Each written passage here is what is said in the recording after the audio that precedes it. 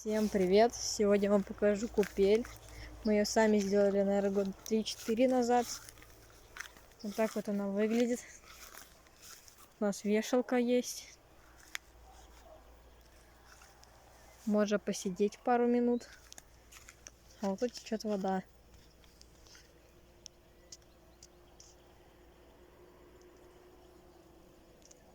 Вот так вот. Всем удачи, всем пока.